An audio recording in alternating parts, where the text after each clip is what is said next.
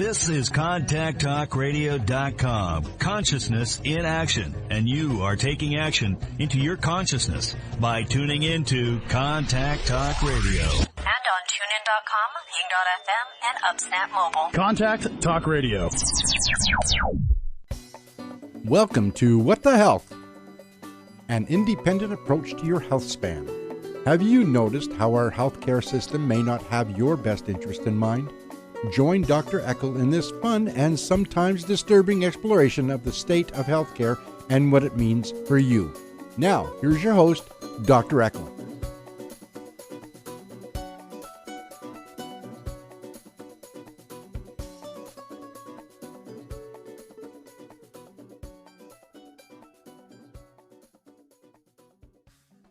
Welcome back, everybody. I am Dr. Greg Eckel, and this is What the Health. And have you noticed that the healthcare system may not have your best interest in mind? This is a timely topic today, and I brought back Dr. Nadal, our lead physician here at Nature Cures Clinic. He's got advanced training in functional medicine and regenerative medicine, completed a 1-year mentorship in 5-element acupuncture and biotherapeutic drainage. He spent several rotations in an interdisciplinary clinic with counselors from Pacific University, which focused on a variety of mental health conditions, along with treating underserved populations downtown Portland. Welcome back, Dr. Nadal. Hi, Dr. Eckel. Thanks for having me here. Yeah, I am so psyched. We laid out a really exciting one on metabolic syndrome, and I'm hoping give us some background on what the heck we're talking about here. Yeah, so metabolic syndrome, we're going over some stats and all that.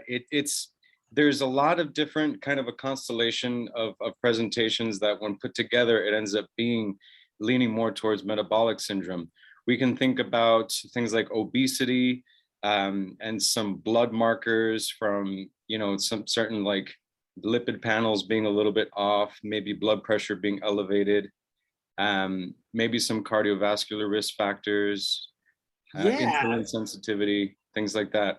So even one of the alarming things for me and why I wanted to pick this topic is 25% of the population out there is running around. Now, that's age adjusted, meaning across all ages, it's 1 in 4 people. Right. But all risk is not relative. And so when we look at the relative risk of ages 60 to 69, it's 43.5% of people ages 60 to 69.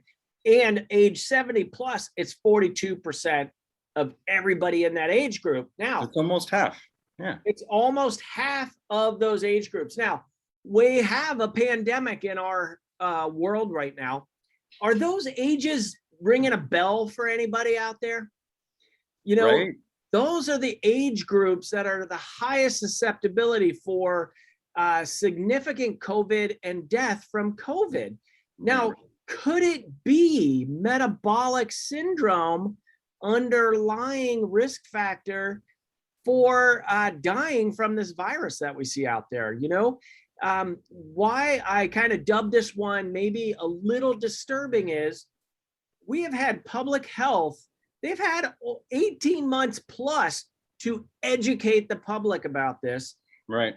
It fires me up, Doc. It fires me up because this one, what is metabolic syndrome? We call it's also called syndrome X. Yeah. It's called insulin resistance syndrome. And it's defined by any of 3 of the 5 following items. So a lot of times, we're talking abdominal obesity. So that pear-shaped form of individuals. So where the girth, you've seen them, the waist is bigger than the chest. And, right. So for men, that's greater than 40 inches in the midsection. For women, greater than 35 inches around basically abdominal core. And then blood pressure greater than 130/85, which is really easy to get there in the general population. Absolutely. Glucose, so your fasting sugar is greater than 100. ideally we want your glucose around 80 fasting. And so, Mhm. this coupled with some lipid markers, triglycerides, Mhm. serum triglycerides greater than 150, or on a drug treatment to lower triglycerides. Right. And what we see clinically in triglyceride realm is it's usually simple carbohydrate driven. So breads and pastas and potatoes, sweets and alcohol will raise your triglycerides. And then finally, the fifth one is HDL, which is considered good cholesterol, the high density lipoprotein.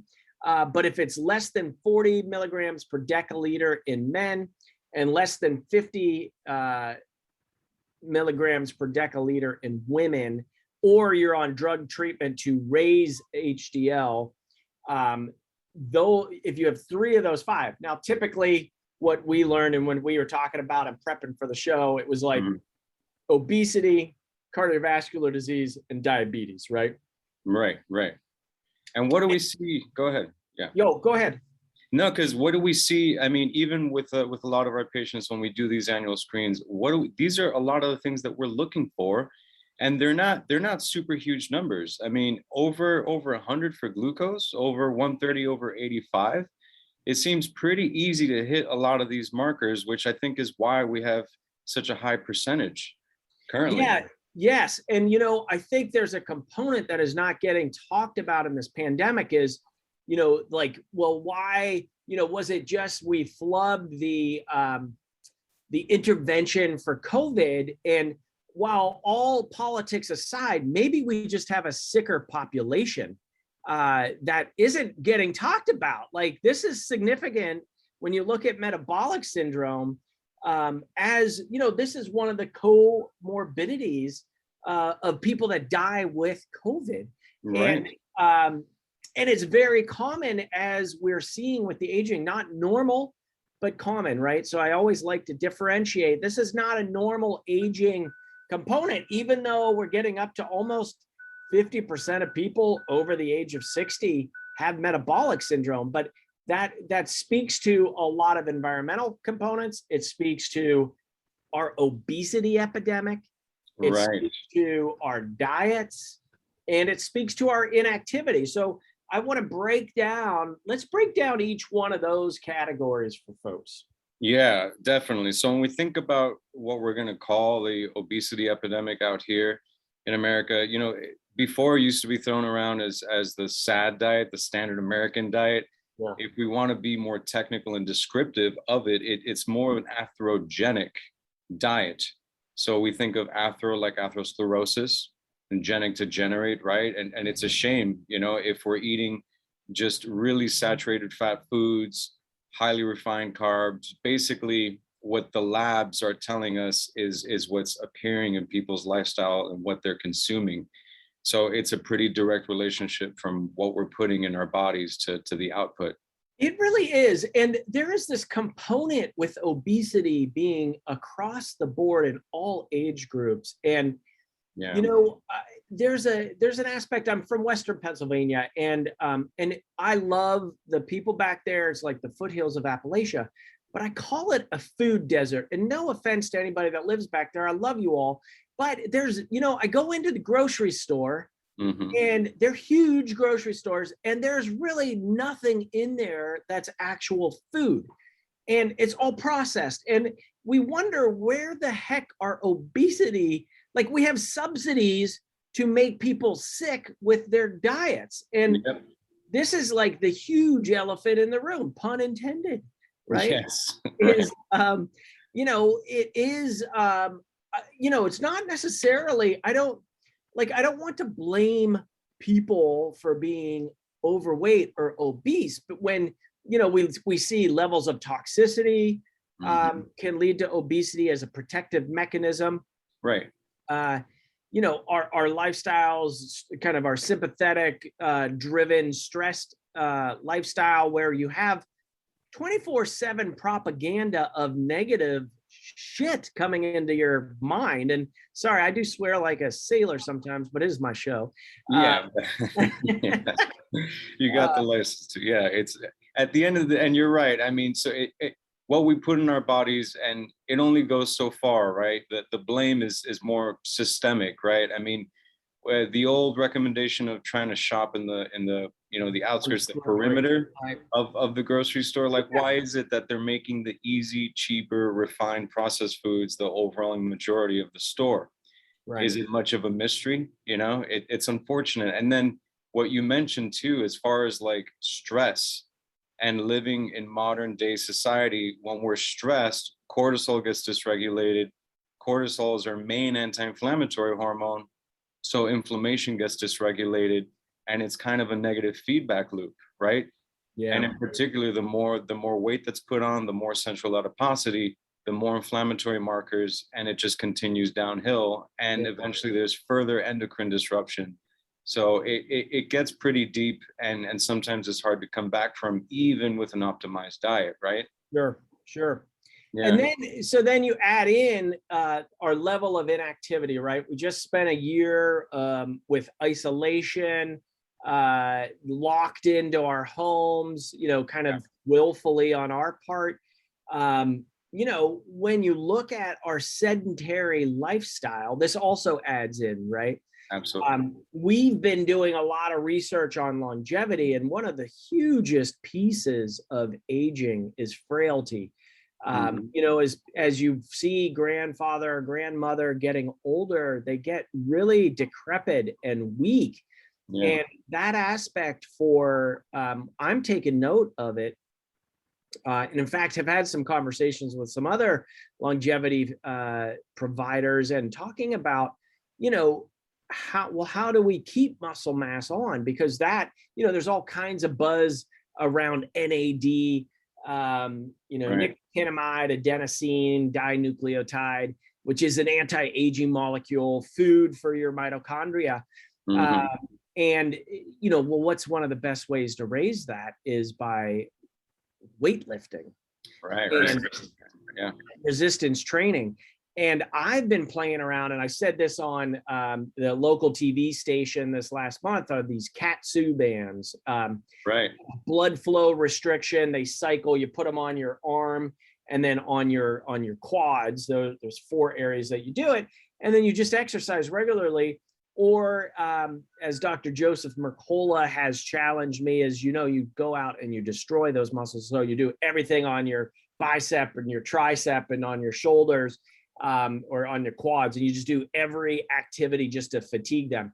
Well, the Katsu bands, if people aren't familiar with those, you can do low weight but high repetition lifting, and it's a great anti-aging strategy. But in particular, it will speed up your metabolism, and I think be an amazing component to a program, multi-pronged approach, which we'll talk about at the end, on having your NAD, increasing your muscle mass and strength. Now, we're not talking about turning you into Arnold Schwarzenegger, looking like a bodybuilder, unless you want to go that route, but that's not what we're talking about. We're talking about, adaptability, flexibility, and strength. And that actually inactivity, I mean, our general guidelines are so low. I mean, they, just to get back to the one study on NAD, they did 60-year-olds twice weekly, a workout on 5 different muscle groups for 10 weeks, had their NAD levels as high as 20-year-old males. Wow. And it was kind of a lame workout, to be honest with you. Like, this wasn't really anything that I think really just anybody could do it in their living room. So, when we talk about movement, exercise, like, I like to say movement because exercise is kind of loaded. Yeah. Do you have some, recommendations or favorite ways to get people moving? Yeah, totally. And I love the Katsu bands. If it's for you, it's just, I'm all about making exercises or movement just streamlined, efficient.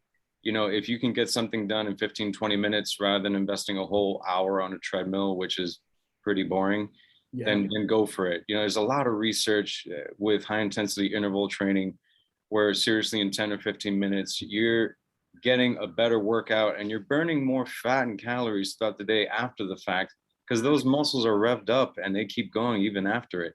So I feel like the whole fitness and movement realm is being redefined.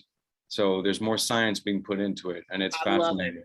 I love it. Yeah. You know, there was that researcher out of Toronto that wrote a book called The 1 Minute Workout. And, you know, clever title. It isn't 1 minute. So just spoiler alert.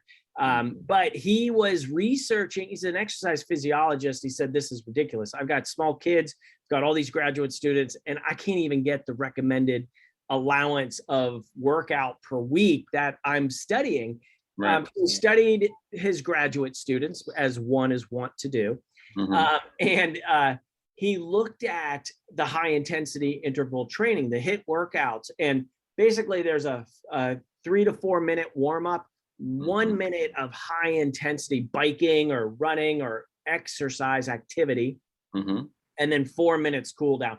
So it's actually a 9-minute workout, but it's 1 minute of the high intensity stuff, which I do believe is really doable for the general population. Now, if you've just been a couch potato and haven't been moving, or you have aches and pains, please get in touch with your provider before you get into one of these things.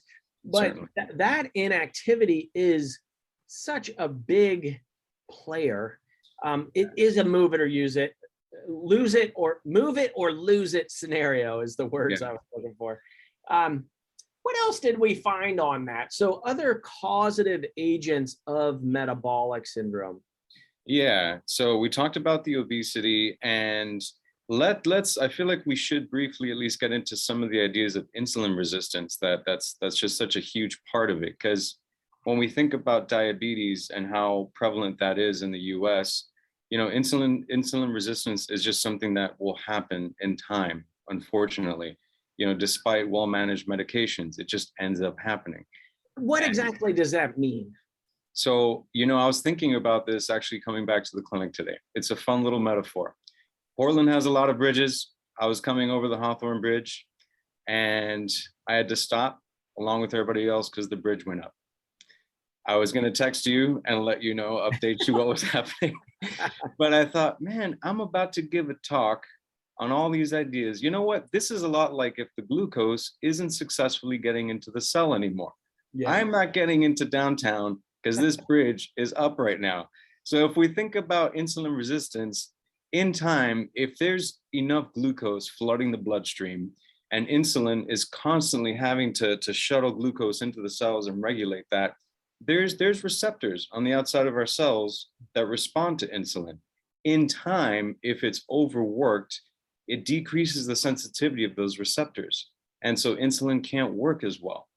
And in a nutshell, that's basically insulin resistance. And if we can't properly regulate the right amount of glucose going into our cells, then it's hanging around in our bloodstream. That's why blood sugar rises. And eventually there's real damage to the endothelium in our vasculature, eventually our nerves, which goes on to potentially develop neuropathy and the cascade of other negative things that could happen with diabetes, right? Yeah, that's huge. That's a great analogy as well. Thanks for that. Yeah. You know, so the clinical implications really is running from the insulin resistance into type 2 diabetes, right? Right. And then the other component of this is on cardiovascular disease, which is still the #1 killer in the United States. By far, you know, greater than 50% of the deaths. And that's including even with COVID in there. You know, we've got those top two happen to mimic, like we started the show out on talking about on COVID severity and death rate. You know, the top four, it's obesity, it's diabetes, hypertension, and then chronic lung disease kind of sits separately. That's why I want to make such a big deal about our resilience. Like, why aren't we, other than here on What the Health, talking about metabolic syndrome on what if we raised our vitality where we're less susceptible to getting extremely ill, you know? It's almost blasphemous or almost against the law to even speak like that these days, which is also very alarming and a topic for another show. Yeah.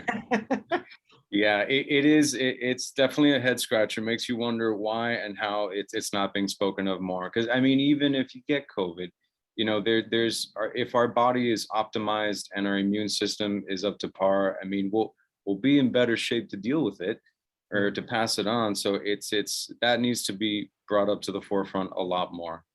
Now, we did find it's not just all lifestyle stuff that causes metabolic syndrome. We did find some drugs, That's right. Well-prescribed medications that can lead into metabolic syndrome. Right. And these classifications of antidepressants, antipsychotics, and corticosteroids basically in order of prescription. So some of these numbers were staggering. Do you want to share those? Yeah, so there's about 4 million prescribed antipsychotics. So 4 million people in America are taking antipsychotics. 2.5 million are taking corticosteroids, and we get about 37 million. It's almost 11% population taking antidepressants. Now, it's like you said, these are correctly prescribed, and we don't need to get into how many people are unfortunately killed because of correctly prescribed medications every day. But I mean, leading to all these other issues here, these are drugs that may not be necessary. Even thinking of corticosteroids in a pinch, in an emergency situation, absolutely. But we know that there's a huge number of patients that are on them and taking them. Some of those in combination that the underlying cause was not addressed or even brought up or thought of, right? Right. Yeah, so some examples of antipsychotics that we came across that you might have heard about: Abilify, Seroquel, Risperidol. They're kind of the better known, and you know that is 4 million prescriptions a year, 4 million people on those every year. And the antidepressants, that was staggering to me that it's greater than 10% of our population. Yeah. And we know these are not corrective agents. They don't correct the underlying imbalance. One plug here in Oregon, I'm super excited in the next few years for the psilocybin assisted psychotherapy. Yeah. The results of those trials are really looking promising on, ultimately changing the brain. I mean, most people that come out of those trials, and Michael Pollan's book, How to Change Your Brain, said it's like one of the top 5 events of their life, as far as life-changing events. And so, antidepressants as a suppressive agent. Now, if you're on an antidepressant, stay on it. And if it's keeping your head above water, awesome. Right. But what we see, and what I've seen over the last 21 years of practice, is people just get parked on those, and it's like, okay, you're on antidepressants, you must have a biochemical imbalance. Right. What do you think about that statement? I drives me batty. Yeah, it's a damn shame. And if you look up in most sources the mechanism of action of a lot of these antidepressants, it'll say right from the get-go, not known, not completely understood. We think it might be having an impact on, serotonergic tone or receptors. So it's like a best guess. All of a sudden, we're making the assumption that you're serotonin deficient, and we're going to pump you with a drug that we think is going to help with it. Right. Now, we're not saying it doesn't work for a lot of people. And we're not saying that if you're on it, like you said, just to discontinue it blindly, but at least dig a little deeper, like consider different forms of therapy. There's a lot out there. CBT is a lot of good research. Some people benefit more from just straight talk therapy. There's a lot of resources out there, and defaulting to a drug that you were given 20 or 30 years ago and you feel like you can't live without, that's where the conversation needs to change. Right. Yeah. Really, any substance that you're needing to change your state of being, it should really be evaluated and looked at. So these drugs, what is that? 37 and about 7. It's about 42 million people from the medications that they're on may be winding up in the metabolic syndrome camp. Right. So that, again, what is that? It's called Syndrome X. It's kind of the pear-shaped body shape, larger abdominal core cavity. The lipid profile, the HDL is low, the triglycerides are high, Your sugar, fasting sugar is elevated above 100. Right. So you're running into a diabetic state. The other components that we had on there, let's see, of the 3 of the 5, we said abdominal obesity, serum triglycerides, HDL. Oh, blood pressure was the one I left out. With, 120 over 80 used to be the old normal. Now that's considered pre-diabetes in the pre-hypertension in the United States.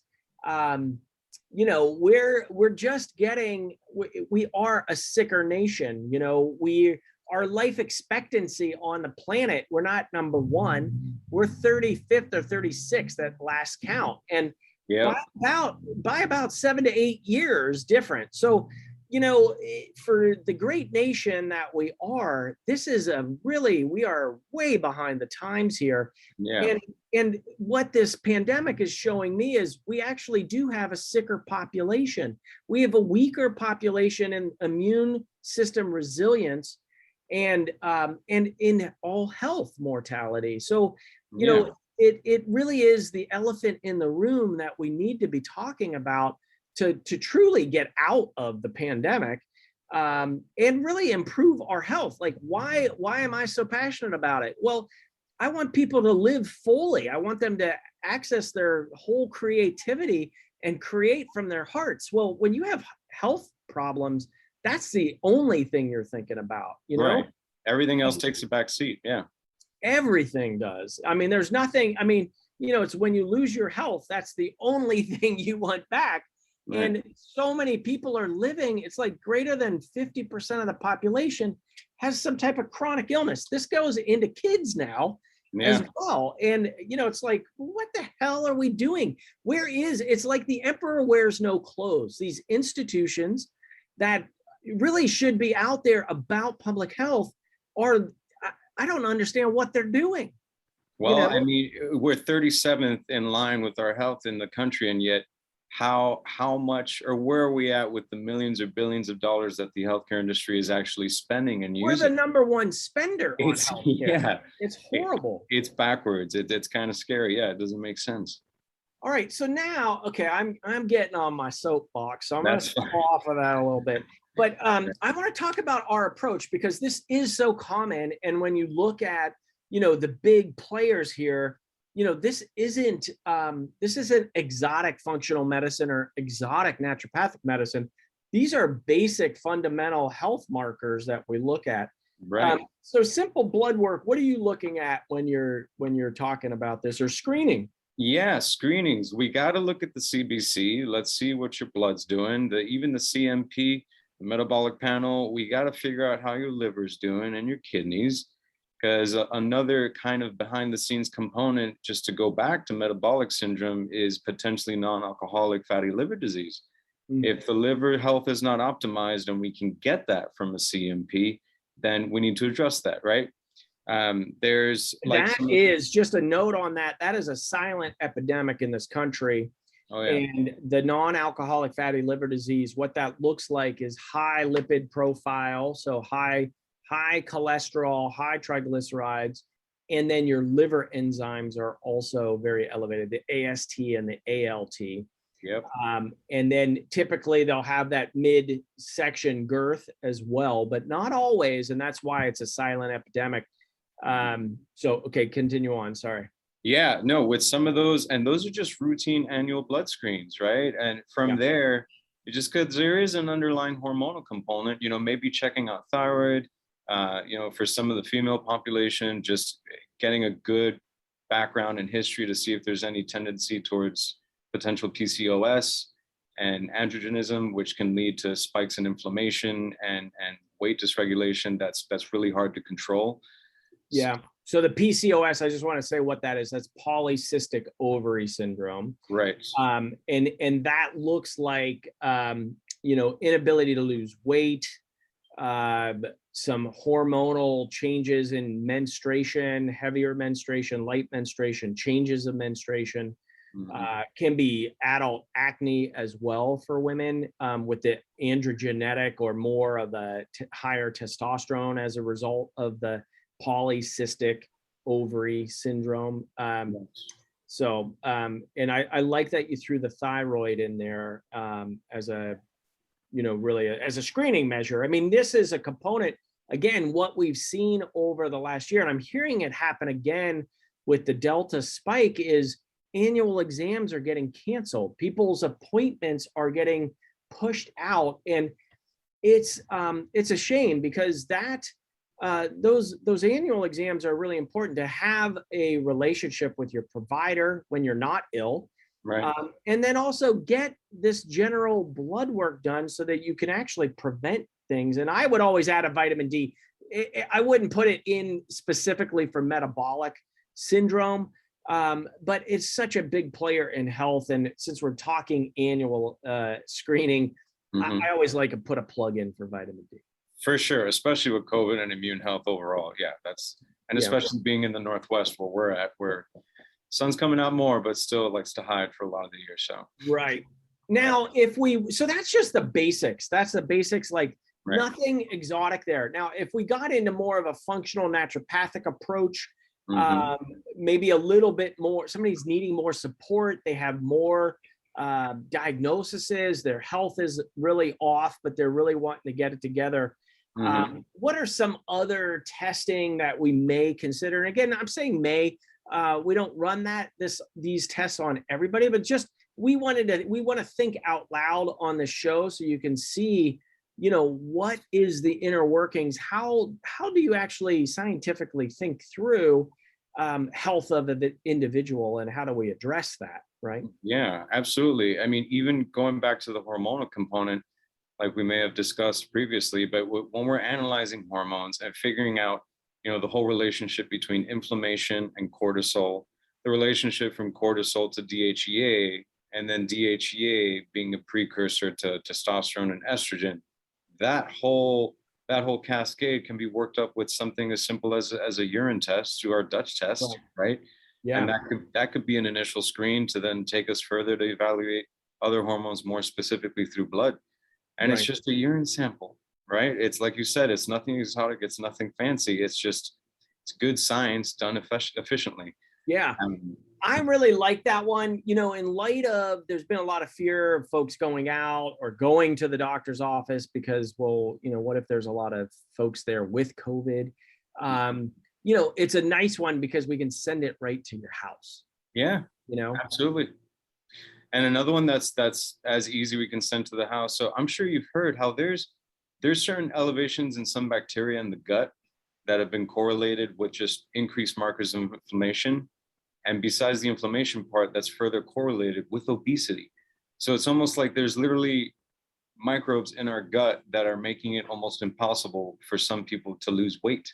So figuring out the gut and what inflammatory markers might be happening, I feel it's equally, if not more important too. And that's through the good old GI maps that we run pretty easily as well. And that could be sent right to your door, right? Yeah, I love measuring microbiome information. The way I talk about that is if we removed all the aerobic and anaerobic bacteria of your gut, we'd have like 4 to 8 pounds of material, which is a little bit gross when you think about it. Yeah. But also very essential. That ecosystem is so essential for brain health, for our whole body's health. I mean, 86% of our immune system surrounds the bowel, and the gut associated lymphoid tissue. And so that old naturopathic principle of, treat the gut to increase vitality and health. There's a lot of wisdom and truth to it. And now we're getting some really sophisticated science to measure what's going on there. So that's exciting. Yes, it is. And then tell us about the Libre Monitor, because it's really exciting to have something to wear and use just to figure out what's spiking our blood glucose. It's not the same for everybody. Right. So sugar metabolism, when you look, and I'm kind of investigating this for us all, but on a longevity play, you really want to measure your glucose. And so I use a 100% glucose monitor. I use the Freestyle Libre, really not that expensive. You kind of, it's 24/7. You put a little disc on your arm. You can check it out. I have it on the Instagram of me applying the thing. I don't even flinch.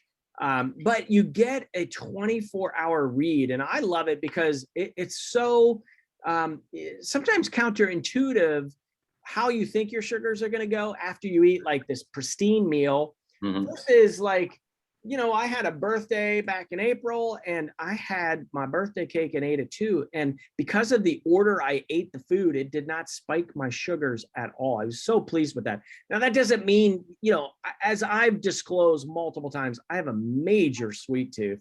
Yeah. So it was kind of fun to say, okay, well, what does whiskey do? What does ice cream do? That was the exploration. Now I'm done with the exploration stage. Right. We know what sugar does. It spikes sugar. Right. Some surprises though, like sushi really wrecked my blood sugar. And I thought, well, we've got a good fish in here, but I also like the rice and the sauces, and those have some sugar in them. And that really was not a good food for me. There's a program that I run over top of the Libre. It's called Levels, and they have a really neat app where you take pictures of your food, then you eat your food, and then it'll rank the meal for you as far as 0 to 10. How good was that meal for your blood sugar? And that way you get to really narrow in for you what's the best food for your body. And this is a thing, anybody with diabetes, I really suggest, I resisted wearing a device, but the amount of information that you get is invaluable and sometimes surprising, because it isn't exactly how you think it should go. And I'll give you for instance, depending on how you put your complex carbs, your proteins, and your fats down the gullet, that depends on how your sugars, how they get released into your body, and how in a sugar bolus and followed by insulin and then a decline. So I always recommend putting more fat and protein in first, in particular fat, because fat slows down the digestive process. And then you have a slow, steady release of all of the other food and nutrients later. So our digestion, simple discussion is you want to chew your food. Proteins get digested in the stomach with stomach acid. Now that stomach acid is also important to knock out any viruses or other pathogens from environment. Then that bolus goes into the small intestine. And in the small intestine, it's about 32 feet of intestines throughout your belly. And that's where carbohydrates get broken down, and not just simple carbs, but complex carbs, your vegetables, your fruits, etc. And that's a lot of sugar right there. The carbohydrates really go to sugar. So even if you're eating a complex carbohydrate bread, I kind of put that in the simple carbohydrate front. So the breads, pastas, potatoes, sweets, alcohol tend to spike those sugars. And then, it travels those 32 feet of the intestines, depending on your size relative. And then it goes into the large intestine, where it's compacting and crunching the food waste that didn't get digested or assimilated into the system, and you're recycling the water content of the bolus of food. Why I went into that is I find just on basic health facts, we don't understand how our bodies work. Right. And this is a disservice. Mainstream media talks to basically the general population as if we're stupid and making wrong choices for ourselves. And, we're responsible for the spread of COVID. And I just call BS on that. This virus is doing what this virus does. Whether we had a vaccine or not a vaccine, when you look at last year to this year, it's the same trend. The graphs look almost identical with or without the vaccine. Now, I'm not against the vaccine. I think it is saving lives. And if you have these comorbidities, you really want to consider it, because this thing could kill you.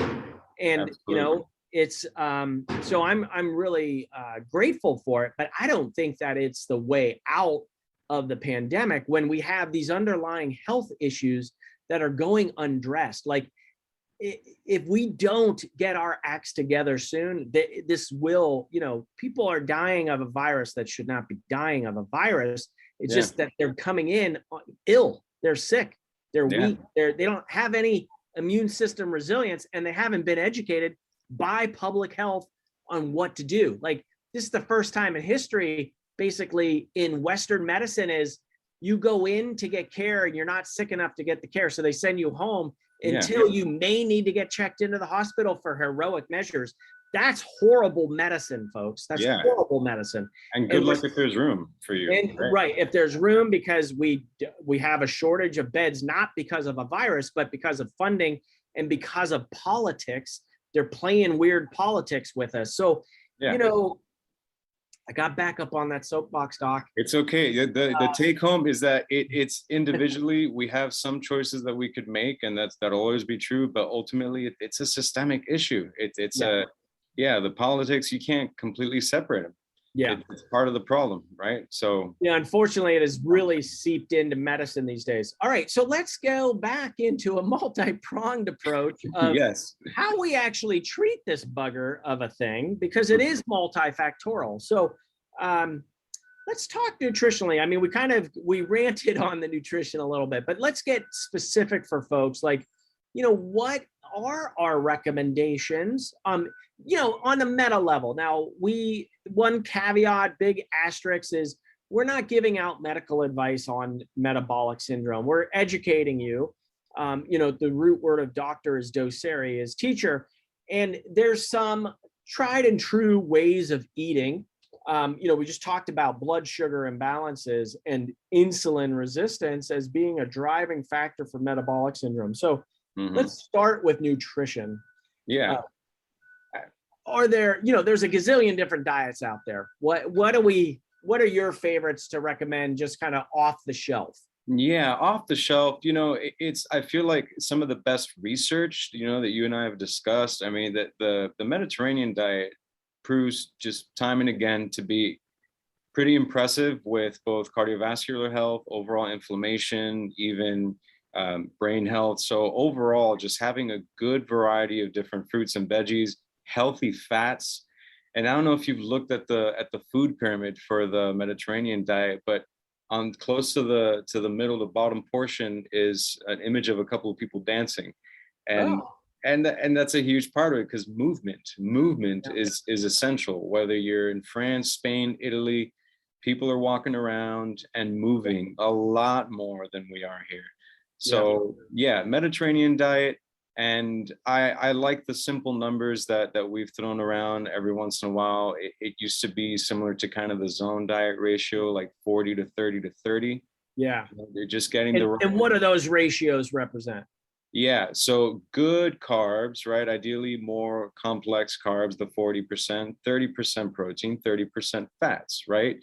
So if you're having a bunch of greens and veggies, maybe getting some healthier fats and fiber in there, whether you're using olive oil, different nuts, or actual olives in the beginning of a meal, like you were saying, because part of starting the meal with healthier fats and proteins, even while you're prepping, it's going to just decrease how hungry you are once you sit down and tackle that plate, because portion control is a huge thing too, right? Oh man, that's a big one for sure. And then part of, just to touch briefly on, so when I think slowing digestion down, it is that. But with the fats and proteins, what we're doing is, I rather say, more optimizing digestion. Because like even the difference, like if we're chewing super quickly versus if we actually taste our food and chew it more slowly, our gut is doing the same thing. And by introducing those fats and proteins in the beginning of the meal, it can kind of pump the brakes and assimilate these nutrients in a better way and prevent the glucose from spiking and being dysregulated. So just to kind of add a bit to that conceptually, and to remember that our glucose doesn't stand in isolation. The issue isn't just spiking glucose. We know that when you have 30 or 40 grams of sugar or glucose in any form, our white blood cells go crazy, and that becomes dysregulated for like an hour or something like that. So our immune system is right there ready to deal with it because it's an issue. So going back to nutrition though, Mediterranean diet, some of the zone diet percentages are pretty good. These are nice macro level considerations that I think would serve anybody well. Awesome. Yeah, I totally agree with that. How about on the movement front? Yeah. Some people think, oh, I'm getting 2 days in, 3 days in. You know what? One way or another, if it can be closer to every day, it'd be great. Something, somehow. How much? How much? Yeah. Well, if we go back even a few years ago to even like the International Journal, like for diabetes, for instance, they'll recommend maybe 150 minutes a week. Yeah. Right. And that could be what, like 30 minutes 5 times a week or something like that. Yeah. Or if you're doing 50 minutes 3 days a week, but that was before there was just greater understanding of some of the things we were talking about, like the high intensity interval training, resistance training. A lot of those exercises are going to upregulate growth hormone and just hormones that are going to favor positive metabolic changes and burn fat and calories at a more effective rate, right? Sure.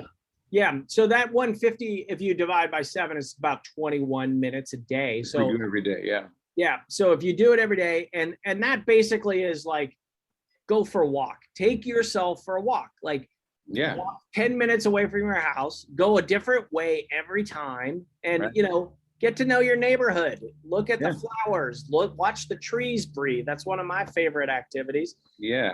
But just a walk. Now, if you think, oh, 21 minutes, I don't have it. Then you start looking at these high intensity workouts. There's 2 that I recommend to kind of get you. Like if I fall off the wagon of movement, I'll default to the 7-minute app. It's a free app on either Android or Mac, and it's just calisthenics in your living room. Super easy. Yeah. For 7 minutes. And then the other one that I love is Zach Bush has a 4-minute workout for boosting nitric oxide. And it's like squats, and you move your arms up and down. And you do that for 4 minutes. And like either one of those as a bridge just to get moving again. And then, you get a mini win with that, and you get a dopamine hit. Right. And it's not a dopamine hit from scrolling on, endless social media, which is not good for your self-esteem nor your mindset. Movement is crucial. So I think now I led us into mindset. So let's talk. We did put mindset, and I haven't brought it up enough. And since we're in the fourth quarter coming up, autonomic system ownership, like owning your nervous system. Yeah. It's now or never. Like you can be a victim to the world and allow world circumstances to influence how you're feeling, or you can just own how you're feeling. So what does that mean? What do I mean by that? I mean, there's no given that a certain thing like taking out the garbage, it makes you feel crappy, or, doing chores is a waste of time. Right. It's just associated, and it's up to you to actually pick your emotion. You can do that because you have royalty thinking. You're allowed to have joy, to feel well, have effervescent energy. You're allowed to do that. Like you're allowed to have fun. Like what happened to fun? Like we're not allowed to have fun anymore. There's a pandemic. People are dying. It's like people are dying forever. It's part of being born. Like the truths of this world, we're born, we live, and we die. Like that's basically, it in a nutshell. Now you can layer all kinds of stories on top of that. Right. But why not pick joy? Why not pick effervescent energy? Why not pick ease? Like, what if these changes of like, it's going to be it's impossible for me to lose weight. Like I've tried 20 times in the past and I've failed every time. No, you don't fail until you quit trying. That's a failure. But if you're continuing to try, then you're in the game. You're learning. You're just saying, okay, that approach didn't work for me. It doesn't mean you're a complete failure or all is, shite. It just means that it didn't work for you at that moment in time. The past does not dictate your future. And so I'm going to put the plug in for effortlessness, ease, joy, and fun. Like, why not make it a game, folks? Like, what else are we doing here? You know? It's not, don't be it's unfortunate that there's this constant pressure. It's almost like, oh, too much joy, we should be ashamed of that. Too much, not meeting these goals, these deadlines. Oh my God, I'm a failure. No. There's a time and a place for it. Even having joy as like a compass star, like aiming for it in your day-to-day activities and trying to find it within every moment. It's huge. It's huge. Yesterday I asked an 80-something year-old patient, like, hey, how do you find joy? And man, he just did not have, it took him a while to come up with 3 things. And, we discovered, okay, you're depressed, right? So there's no way, like he's not able to see it. And so that is a great way, to know, well, where are you on the emotional spectrum, and in owning your autonomic nervous system. Like, I think we should be able to rattle off what brings us joy and follow that and bring more of that into our day-to-day, because yes, it's contagious. You're walking around with a smile, that's good. It's gonna spread, and that's the stuff we want to spread, right? We don't want to spread viruses. We want to spread joy and love and laughter. Yeah, and we desperately need that right now. You see someone not down the street, they're looking down, you can talk to them, help them out as much as you want, but at least ask them, hey, you dropped your smile. Do you remember where it went? Right. That's a great playful. Yeah, just inviting a more playful attitude. I mean, things are pretty tough right now, but our mindset is huge.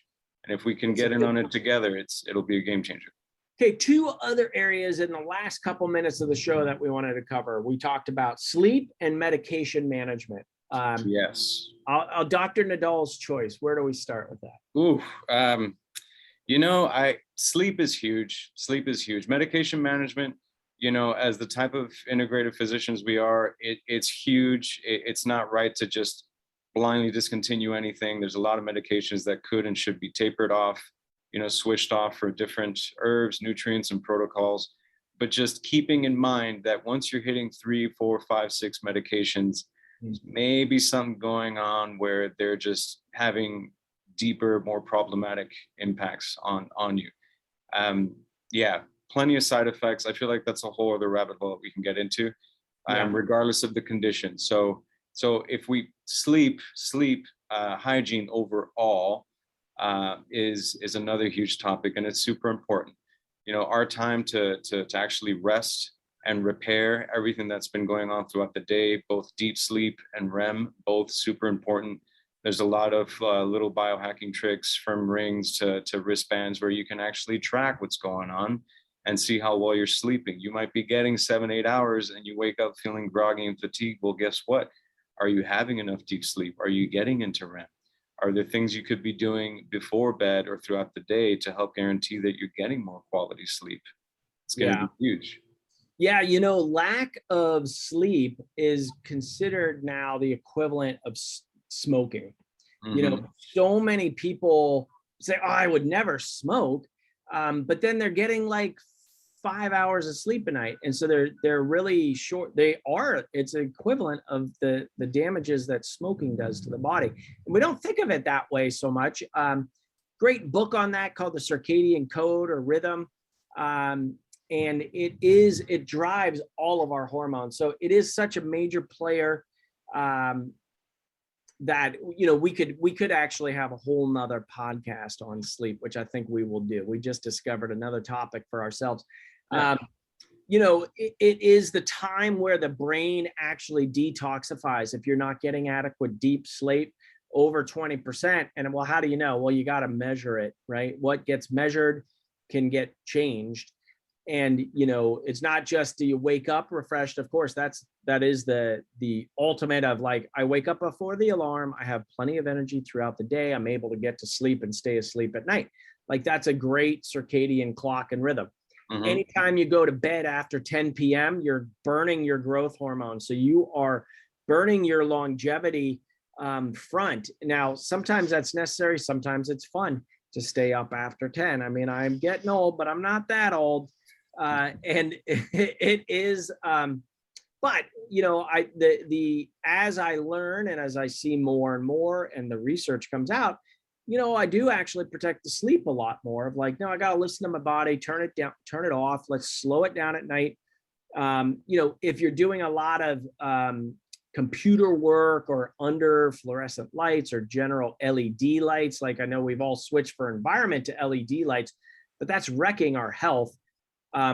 Get some blue blockers, get the programs on your computer to get rid of the blue light that comes out of there, because you don't want that at nighttime. That does wreck our circadian clock and melatonin. Not great for our brain health for longevity purposes. So there is some sleep hygiene component. Sleeping in a colder environment has been shown to induce better deep sleep and better rest. So those are just some general foundational things on the sleep front. You did mention the medication management. I mean, it's a biggie. If you're on 3+ medications, you really need somebody to be looking at the side effects of their interactions, right, and how those all fit together and long-term repercussions for nutrient depletions, etc.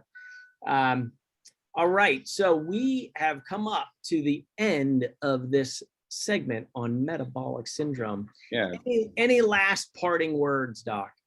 Wow, I mean, we covered so much. I feel like we use metabolic syndrome as kind of a dossier, as like a side, just because it had so many things that translate to what's going on now, especially relating to COVID and just underlying sickness in the current country and the state of affairs right now. So sure. a lot of information there, remembering that we are here, we are open, and we are willing to dive as deep as need be to help folks in a deeper way. So I love that. Yeah, thank you for that. And we have really put the flag in the earth. We're taking a stand for your health. Nobody needs to go it alone. We've got road maps, trail maps. We can bushwhack. We really are into creating an individualized approach specific to you, meet you where you're at, and get you back to Wellville. All right, everybody, this is Dr. Greg Eckel and What the Health. If you like today's show, think of 2 people and share it with them, because this is life-saving and changing information. I'd be grateful for you sharing that information, because that's how the change happens on the planet. It's why I created this platform called What the Health. And we also could use your 5-star reviews. If you like the show, if you like what we're bringing to you, give us some love, get out there, tell people what you liked about the show. Maybe there was some actionable items that you got into action. Like, I really want to encourage you to get moving, get into action. We gave some really good actionable items here. Would love to see those 5-star reviews. It warms my heart and gets me even more motivated to bring in you more stuff. This is the Contact Talk Radio. We are here Tuesdays from 2 to 3 Pacific time. We will see you next week.